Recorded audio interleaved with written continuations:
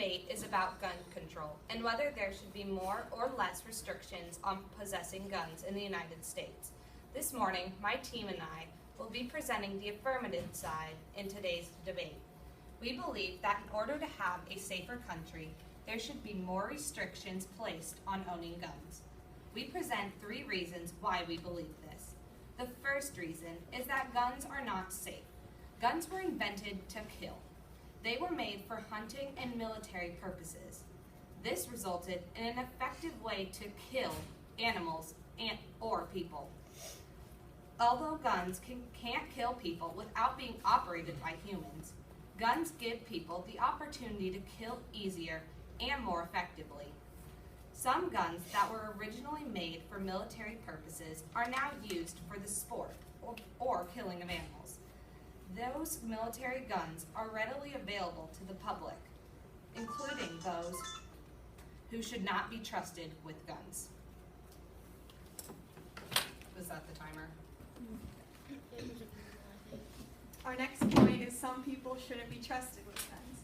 There should be restrictions keeping people away from guns, such as children, former criminals, and people with mental illnesses. People with mental illness are 3 to 4 more times likely to commit a crime using a firearm, according to ProPublica.com. 1 year in Indiana, 518 people were killed using a firearm. Of these 518, 27 had schizophrenia, 14 had bipolar disorder, 14 had another unnamed psychiatric disorder, 58 had major depression, and 95 others had some different type of mental illness. When looking at children, there is a story written by Evan DeFilippis. An 11-year-old named Cassie was riding in the back of a pickup when her 12-year-old brother picked up her father's pistol and jokingly pointed it at her. And then when he thought he had removed all the bullets, he jokingly pulled the trigger. He was wrong, and that was a joke that had gone horribly wrong. At this young age, a girl lost her life because they used the gun as a joke.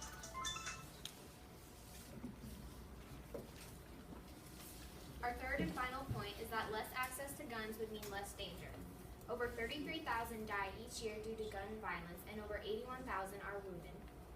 For every one justifiable homicide involving a gun in America, there are 44 criminal homicides.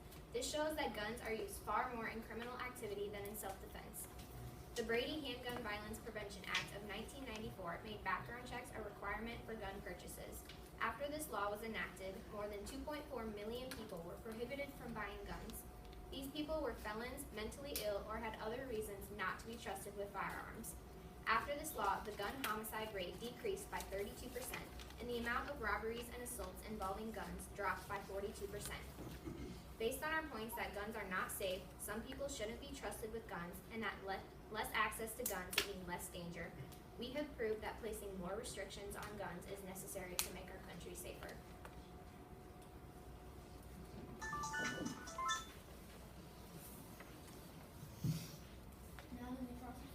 Mm-hmm. Oops. I'm gonna go.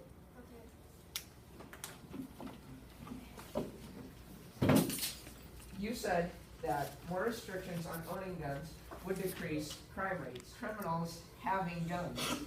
Exactly, criminals. Criminals will still get guns. Ordinary people, it'll affect their ability to defend, correct? But if restrictions are placed, then you could also have the number of guns available would be decreased. So it would be more difficult for the criminal to get the gun. But the criminal will still get the gun, correct? Not always.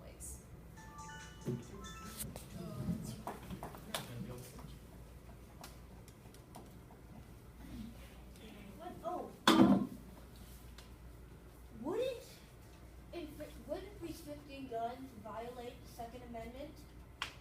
While it could violate the Second Amendment, it would also help make us all safer. Looking at the U.S. alone, 80% of the deaths by gun are caused just in the U.S. That's probably because not very many people have guns to defend themselves from the other people that have guns, the criminals. But if you're looking at children who can get a hold of the guns, 87% of deaths involving children are in the U.S. because of guns.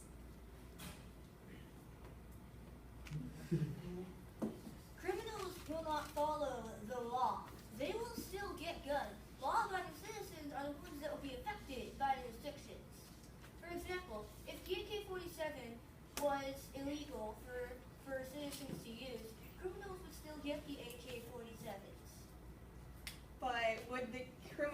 to the children, because without the restrictions, the children are still getting them. Okay, So if you take guns away, so what about like how are they gonna have less danger, or what about knives or other weapons? How are you gonna stop that from having criminals from? Knives, you have to be in close range to kill someone, but with a gun, it's easier to kill someone because you can be at a far range. What about other weapons like a machete or anything like that? It's the same thing. I think guns are more effective in killing people, and so they're more dangerous. What about Um, crossbows? You know, about people's protections away. How are you gonna keep people protected? I think that people will be more safe if we have less dangerous weapons out on the streets.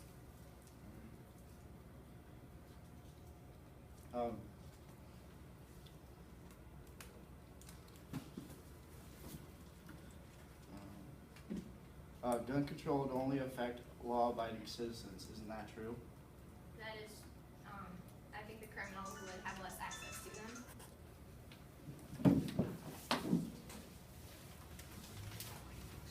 Okay, con constructive.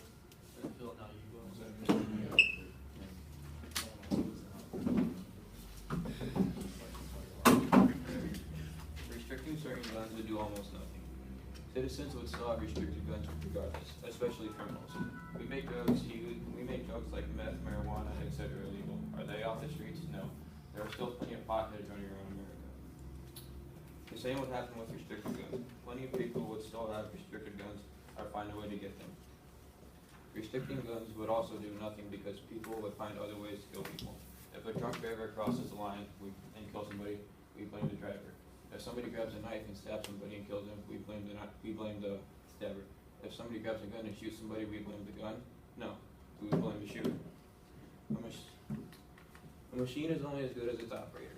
Guns don't kill people, people kill people. Restricting certain guns would be pointless. That's all I got. I'm done. Okay, who's next?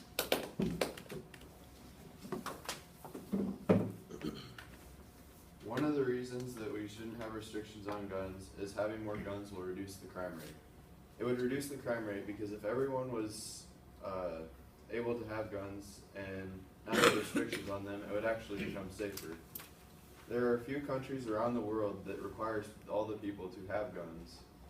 It would be safer because who would want to mess with another person who knows that they'll have a loaded weapon? You would know that if you shot at someone, you would be shot right back at. And what would that prove? It wouldn't prove anything. This would prevent people from trying to rob or raid other people, and the crime rate would eventually go down. According to the National Rifle Association, having a gun for self-defense is okay, and that you can use a gun for self-defense against someone if it is absolutely necessary, and this in turn will reduce the crime rate.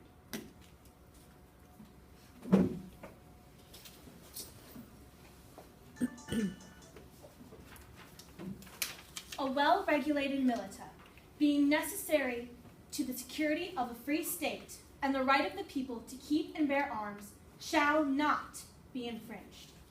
This is the Second Amendment to the Constitution of the United States, and, as such, is not a Constitution-given right, but an individual birth-given right to every single citizen of the United States. In the Supreme Court case, District of Columbia versus Heller, milita, what people would commonly think of as military or army, refers to the individual right of ownership of guns. This very amendment was put in place for self-defense and against government's rule of tyranny. Regulations are pointless and would only infringe upon this birth-given right. Thank you. So Phil, your argument is that criminals still have guns, is that correct? I believe they would still find a way to get guns. So what about people who aren't criminals, like let's say Nancy Lanza? Do you know who that is, Phil? I've never met that woman in my life. Well, let me tell you. Have you heard of the Sandy Hook Elementary shooting? Yes, sir. Well, Nancy Lanza was the mother of the shooter, Adam Lanza. Can you guess who Adam got the guns from? Nope. Well, let me tell you. It was his mother. So his mother, not a criminal, bought a gun and had it stolen. Phil, can you tell me what happened next? Well, I'll tell you one thing. She should have the gun locked up, part of gun safety. But She had it didn't. stolen. There's nothing she can do about that. Yes, but then Adam became a criminal because he did steal it. So 26 kids and adults got killed. Can you imagine 15 years from now when you're a dad, you send your little girl off to school saying, "Hey, I love you, daughter." She comes home, or you're at work, you hear on the TV, shooting out of school. Your daughter's dead. You never see her again, all because you wanted the criminals to have guns. That's the one where Adam could have done the same thing with the car. So Daniel, you say that guns reduce crime rates, right? Yes. Take a look at this. 32,514 people die every year in America due to gun violence. What do you have to say about that? That's people that aren't being safe with their guns and aren't using them responsibly. We're not trying to take away guns here. We're just trying to put restrictions on them. Like, for instance, gun locks. Everyone should be like forced to have gun locks, and safety precautions need to be used with guns, but not everybody follows them. What are we gonna do about this? They should be required to have gun safety, but restrictions on guns would not help solve anything because the people who want guns will end up getting them. Every day in America, 89 people die from gun violence. So we just need to restrict who gets guns and how they get them. The people who get guns, or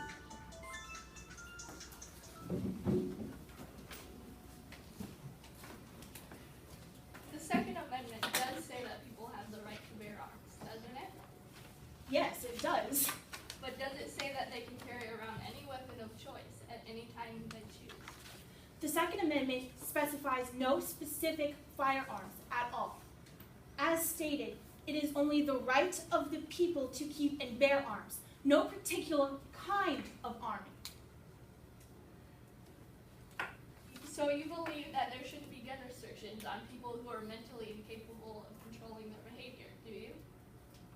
I never said anything about mental illness. This is about the Second Amendment. And according to that, every American citizen has the right for ownership of guns. So do you believe that there shouldn't be any restrictions on convicted criminals? As I said before, I said nothing about criminals or the mentally ill.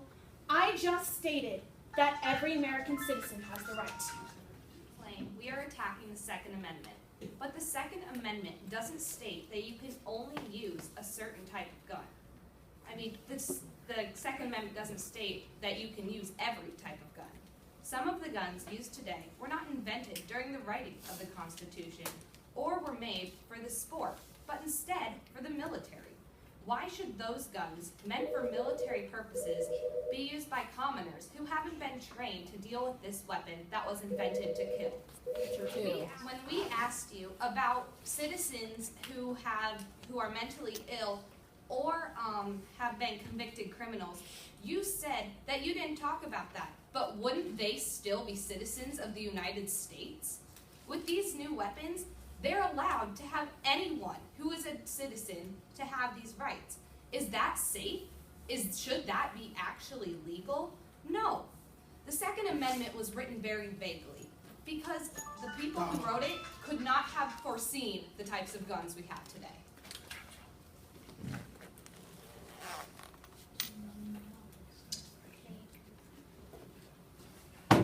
You say criminals will get guns no matter what. However, if these guns were not readily available,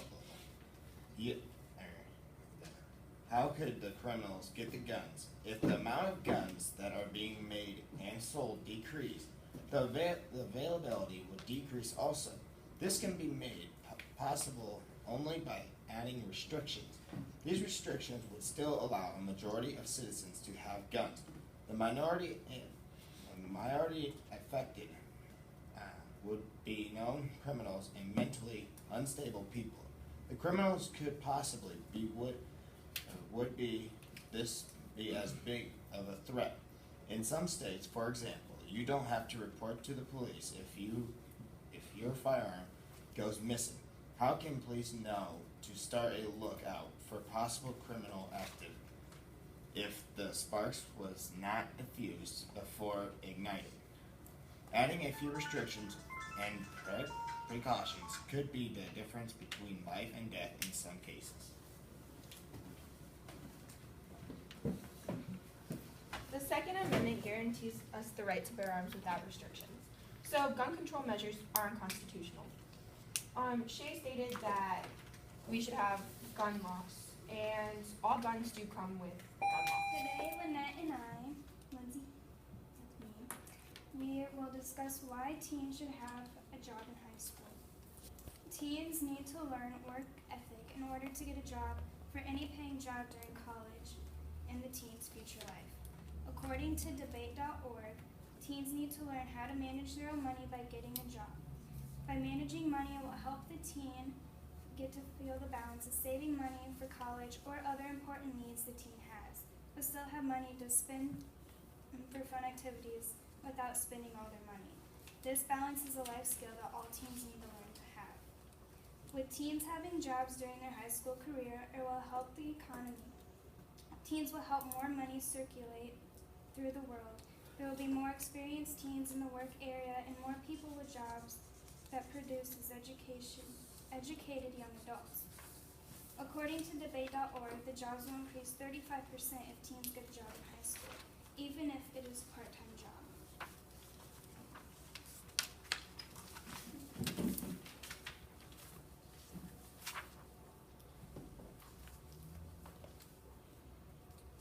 Teens need to get a job in high school because their families might not have a comfortable amount of money. The parents can't afford to give the teen everything.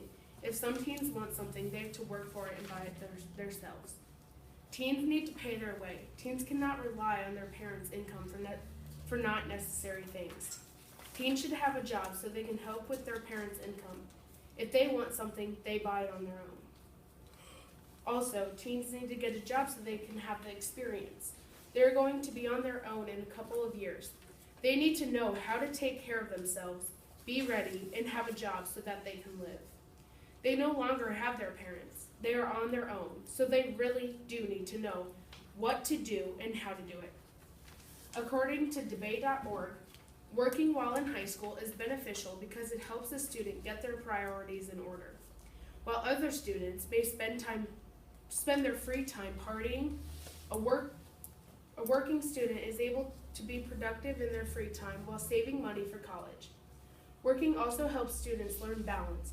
If a person truly wants to work while in school and keep their grades up, they will be able to do so with no problems. Some teens are in sports and activities and they still have a job, but they are also still in school.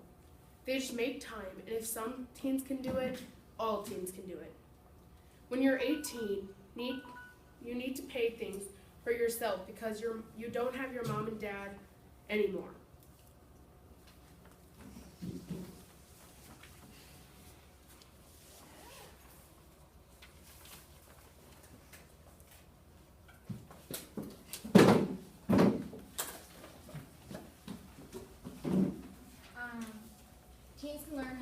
Can't teens learn how to manage money in other ways, like if parents give them allowance? Because some teens, they can't, like you said, all teens can get a job. Well, other teens are in different activities, and all those activities require more time. So some teens can't get a part job because of the time consumed. But there is also weekends that they can work, and most bosses that most bosses make time for, like, they work with the student schedule. They're really flexible. And take Kincaid, for example. He is a working student, and he is in wrestling, cross country, and track. So, and he still has a job. But take, like, Faith Meyer, for example. She's not even here. She's in volleyball, basketball, track, cross country. She's in more activities than Kincaid, and she doesn't have time for a job. She doesn't have a job. And if they don't have a busy enough, if some bosses won't hire some teens because they have too busy of a schedule and then they can't get a job. Then what would you do to that teen? What? Can you repeat the question? If a teen can't get a job because the boss doesn't like their work hours and they're too busy, and you say all teens should have a job, what would be their consequence? They would get it. Their boss would be flexible though, because they want workers and they want to have that. And other people could work for them if they were gone, because that's called filling in. And if you text your coworker, they will fill in with you. Then you wouldn't get paid. You say teens Yeah, but you need to would pay still for get things- paid because you would work other times when you weren't busy, like weekends, because sometimes you don't have events on weekends. You say teens need to pay for things on their own. Does that mean food, gas money, braces, etc. should be paid on their own? Sometimes a part-time job can't give you that much money to pay for all those things. Well, you're going to be on your own in a couple of years, so you would have to pay for that on your own when you're 18. So you really do need to learn how to get in the swing of things. You also said having a job, it helps the teen be responsible. Is having a job really the only way to become a responsible teen and person? No, because there's other activities that a teen can learn to be responsible, but this helps the economy, like we announced, and that it would help the teen get the feel of their everyday life when they're older. You also said it also makes them a mature person. By having a job, does that automatically make them a mature person? There are a lot of other ways to manage their maturity. Jobs are... No, you're done. Okay. You're done. I got a lot more questions.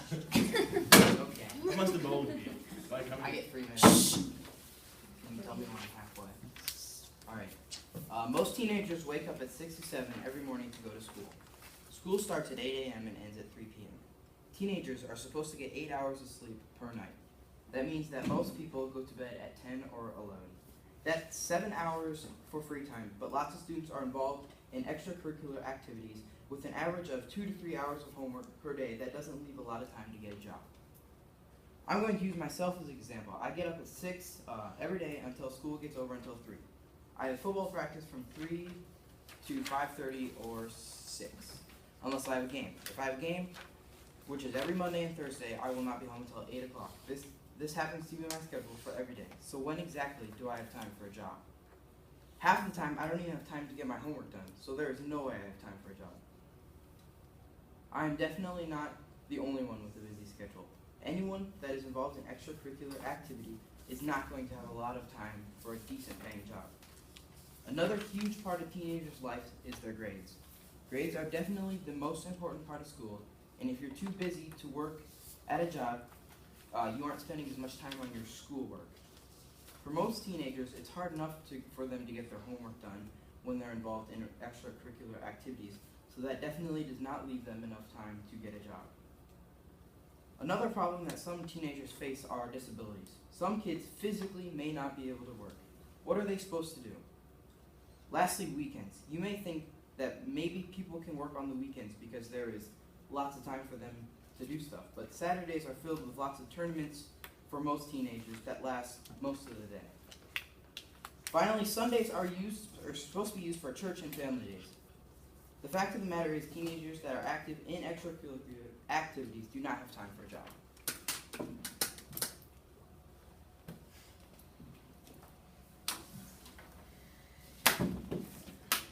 Chase, there are about 81.9% of teens that still have jobs and still balance their time with extracurricular activities, such as football, wrestling, etc. Even though you say there is not enough time, there is. You can always make time, and you also have to take into account how many people actually don't get 8 hours of sleep and still do all this stuff without 8 hours. People just like to say they don't have time for parties, Xbox, and just their things that they can do on their own time. People can make that time for jobs and still have time to do that on their own time. You also pointed out the fact that there are tournaments on Saturdays and Sundays. Most stores are closed on Sundays, and if you have the right job and the right boss, you do not have to worry about that. As long as you tell them ahead of time that you have a tournament on that Saturday, I'm guaranteeing you that they will work around that schedule. What do you have to say about that? I have to say that if you want to have a decent amount of sleep with a decent grades, a decent social life, a decent athletic life, then you're not gonna have enough time for a job. If you get up at 6 o'clock every day to go to the weight room or work out, you go to school the rest of the day, you have a game till 8 o'clock most days, you don't have time for a job. Plus you gotta get your homework done. That's not getting to bed till like 12 a.m. If you have tests, you don't get to bed till really late. You gotta study for the next day. It doesn't leave a lot of time. Chase, there are jobs that you can get out before 8 o'clock, and like I said before, as long as you tell your boss around your sports schedule, they will work around it. And getting home about 8 o'clock should be plenty enough time to get done with most homework as long as you do not procrastinate. Well, have you taken in the fact the time it takes to take a shower, eat, talk to your family? I mean, you don't get home at 8 o'clock, go straight to your homework and then straight to bed. There's other things you have to take into effect. How long does it usually take a male to shower? Usually about, well, it depends on how long the male likes to shower. Sometimes it takes like 20 minutes, sometimes it can take like 3 seconds. You know, it doesn't take that long a time, but then you have to go eat, you know, your mom has to make supper. Sometimes it takes my mom 30 minutes to make supper. Kelly, I tell you, she takes a really long time to make supper. And by the time it's already 9 o'clock, and then I have like 2 hours of homework, but I want to get up early and go to the weight room, which starts at 6, and then I got to be ready for the game tomorrow, which I have to get my stuff together. It just doesn't leave a lot of time. Do you think the time that your mother is making supper that you can at least get a crack on that homework? Well, usually I try to, but then I have to get all my football stuff ready for the next day, and that takes a while because I have to find everything, and then... Thank you, Mr. Kincaid. Doesn't he have to go to... Why don't you think teens should not have jobs? In my family, I have to buy most of everything I need or want. Every day I have to work, and most of the time I don't have enough time to play Xbox or PlayStation. Most rich teens have their parents buy everything they want or need. I don't have time to do anything really when I get home, and yeah. And 25% of teens don't have jobs, and 75% of teens have jobs to work around, like sports and stuff. Most teens are just lazy and they don't want to do anything, like work, sports, homework, like me, last year.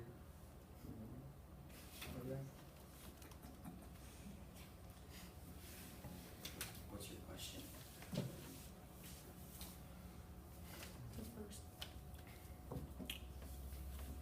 Some people with disabilities, they still work. Like, they get enough money to go out there and do whatever they want. Like, stuff. Like, I still don't know what you're trying to ask me. why don't you think teens should not have jobs? I'll answer this again, okay? Teenagers don't have a lot of time to get a job when they're too busy with athletic activities, especially if they want to work overtime trying to get better instead of just the regular practices.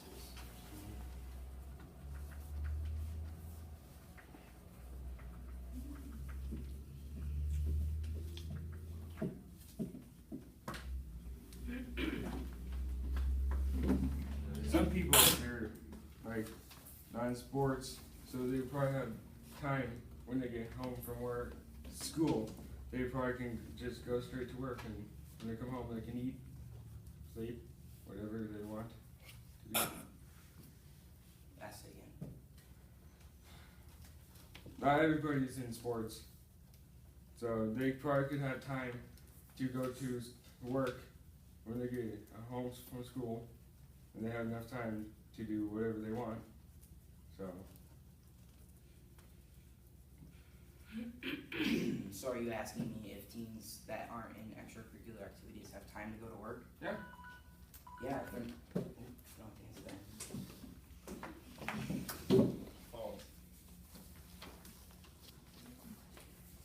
Amendment guarantees us the right to bear arms without restriction. So gun control measures are unconstitutional. Yes, children may still get guns, but when the Second Amendment was wrote, they gave us the right in years where children were still there, mentally ill children were still there, and criminals still existed then. Shay pointed out a topic that guns need to come with gun locks, or they must be required to have gun locks. Most guns do come with gun locks. If everyone had a gun, would you fire them knowing they had a gun? You guys stated something kind of like that. If two people have a gun, you wouldn't pull it on another one because you'd have equal power against each other. The Second Amendment is aimed at protecting America's rights to own guns. Not being able to own a gun or having restrictions on how to use the gun is taking away people's rights. If we had restrictions on how to play a sport or what food we had to eat, would people think that's fair?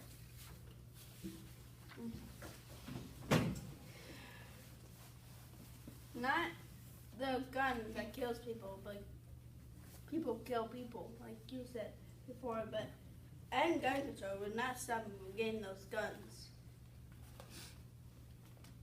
Automatic firearms are classified in 3 types of handguns. Rifles, shotguns, and all sorts. According to Just Facts, states that gunman can pull on his own. He can't pull on his own, so basically the person has to shoot it. And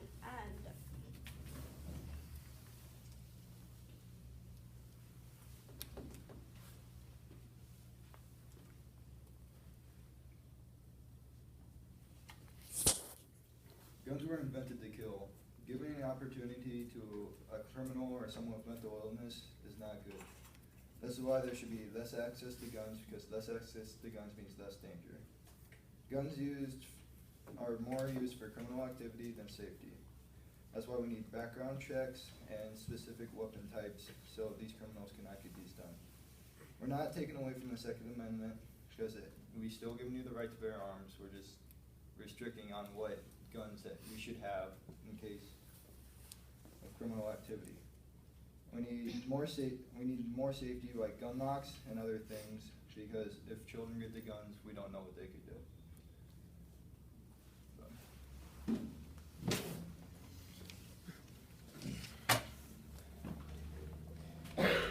87% of Americans support gun control. Guns have never been really safe. They were made to kill for hunting reasons in the first place, but then we further invented better guns for killing people. And having gun restrictions means that we'll have less dangers, and yeah, I'm done.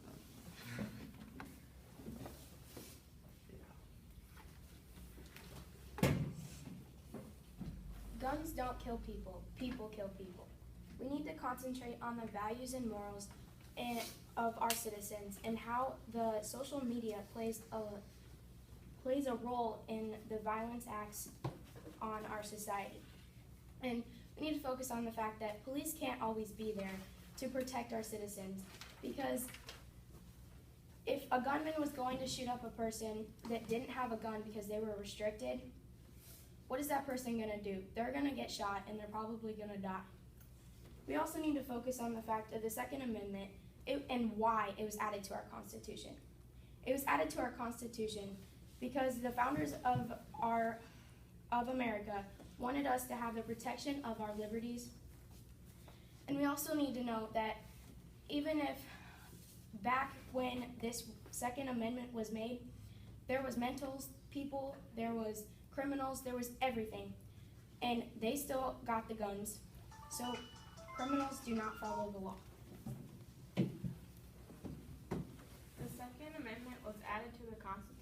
because founders believed in private ownership of a gun was necessary for protection of our liberty. Guns protect the rights of an individual. Citizens have the rights to self-protection. Current laws are often executed.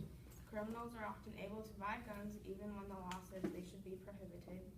If every citizen was armed, an ordinary civilian could take out a mass killer before they got away.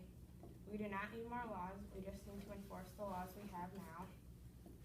Criminals are always going to find a way to get guns, so the government cannot keep guns away from them. The crime rate is very likely to go down if everybody would have a gun, and if the person was to be armed, then more people might not be shot over an argument. There are these semi-automatic guns laying around people's homes for protection. While some are smart enough to have their gun in a gun safe, others tell their close ones the code to open it. For example, the safe is my birthday. The combo is my birthday. They don't know if the person that they just told has an intent to kill anybody or to just mess around with the gun for the sake of it. It's true that guns don't kill people, but they do give people the chance and opportunity to kill others. According to Dino Citrero, in the year of 2013, 11,419 people were killed by a gun. This includes homicides and suicides. If we set restrictions on the guns as to where anyone with a mental illness or depression could not get any legal access to a gun, the numbers of death by guns could go down by thousands. If we remove the type of guns people in the military and army use from gun stores, people may have a chance to defend themselves and live through a gun attack.